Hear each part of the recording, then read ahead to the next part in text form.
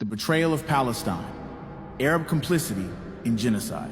Brothers and sisters, and to the rulers who hear these words, Saudi Arabia, the Emirates, Qatar, Egypt, Jordan, and the rest who hide behind silence, I speak to you directly.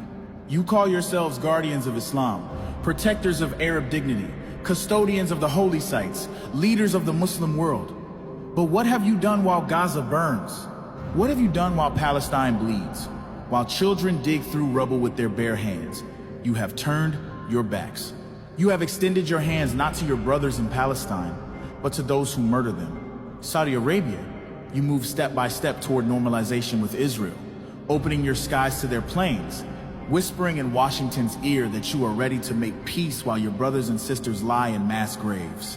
You hold the keys to the holiest places in Islam, yet your silence on Palestine is louder than any sermon.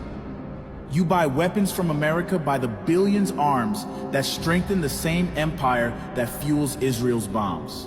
What is your excuse? That your throne depends on their approval? That you fear Washington more than you fear God? Your silence has become your shame, your betrayal, a stain that will never be washed from your legacy. Emirates, you have gone even further, rushing to embrace Israel openly. You did not just whisper, you signed. You turned the betrayal into law with the Abraham Accords. You opened your ports, your banks, your arms to Zionists while Gaza was being starved and bombed. Today, Israeli companies flourish in Dubai. Your armies train together. Your officials smile alongside the very men who order massacres. How can you parade yourself as a modern leader when your progress is built on the bones of Palestinian children? Do you not feel shame when you walk in your glittering streets, knowing they are paved with betrayal? Qatar, you play a clever game. To the world you pose as Gaza's benefactor, Al Jazeera amplifies their cries, and you hand out aid. But your aid is drip-fed under the watchful eye of Israel, a leash to control resistance rather than a sword to liberate it. You host leaders of Hamas, but only under conditions written by Washington and Tel Aviv. Do you not see that your support has become a cage, not a path to freedom? You have made yourself the gatekeeper of survival, not the ally of liberation. Do not pretend this is solidarity, it is control. Your hands too are stained with the shame of calculated betrayal. And Egypt, your betrayal is perhaps the heaviest of all. You hold Rafah, the only door not controlled by Israel, and instead of opening it to life, you turned it into another wall of death.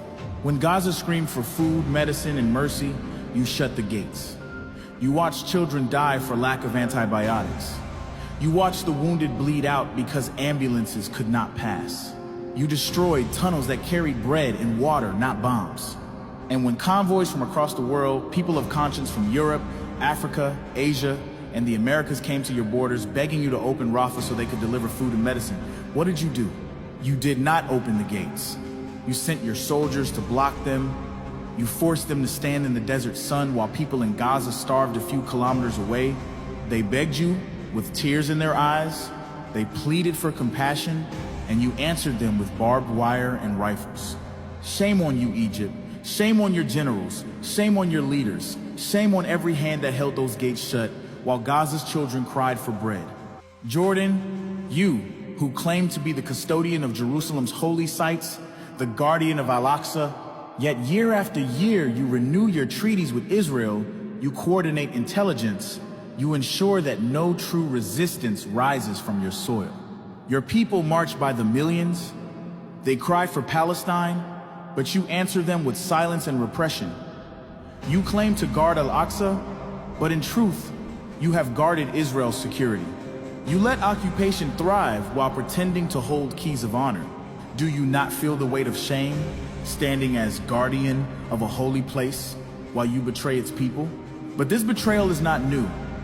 It stretches back decades, carved into the wounds of Palestinian history. In 1978, Egypt signed the Camp David Accords with Israel, breaking the Arab Front and normalizing with the occupier while Palestinians remained stateless, displaced, and under siege. Anwar Sadat shook hands with Menachem Begin while Israeli tanks remained in the West Bank and bombs fell on Lebanon. Egypt claimed peace for itself while leaving its brothers behind. That betrayal opened the door for others. Jordan followed in 1994 with the Wadi Araba Treaty, giving Israel not only recognition, but water, security coordination, and legitimacy. While Palestinians were being choked by settlements, Jordan turned occupation into a legal neighbor. In the 1990s, the Oslo Accords, shaped and signed under the watchful eyes of Washington, created an illusion of peace while entrenching occupation. Arab states applauded it, funded it, and pressured Palestinians to accept crumbs while Israel expanded settlements. They knew it was a trap, yet they played along, trading away resistance for photo opportunities and handshakes. And now, in our time, the Abraham Accords have brought the betrayal into the open. The Emirates, Bahrain, Morocco, Sudan, they signed with Israel without even pretending to secure Palestinian rights. They signed for weapons, for trade, for recognition from Washington, and they paraded it as peace. This is not peace, it is profit from genocide.